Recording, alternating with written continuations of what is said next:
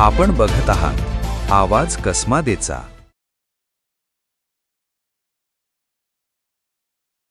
सटाणा शहरात पोलिसांनी मध्यरात्री मोठी कारवाई करत तब्बल 200 किलो गोमांस जप्त केला आहे।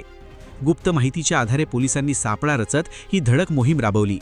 मिळालेल्या माहितीनुसार सटाणा शहरातील मंगलनगर परिसरातील गरीब नवाज मंगल कार्यालयात रात्री 12:30 वाजेच्या सुमारास छापेमारी करण्यात आली। यावेळी 4 निळ्या प्लॅस्टिक ड्रममध्ये भरून आणलेलं गोमांस पोलिसांनी ताब्यात घेतलं। या प्रकरणी असलम शबीर शहा राहणार काळू नानाजी नगर यांच्याविरुद्ध गुन्हा दाखल करण्यात आला असून पुढील तपास पोलीस निरीक्षक योगेश पाटील यांच्या मार्गदर्शनाखाली पोलीस उपनिरीक्षक अमोल सूर्यवंशी आणि पोलीस कर्मचारी गणेश गरुड करीत आहेत। सटाण्यातील या कारवाईमुळे परिसरात एकच खळबळ उडाली आहे।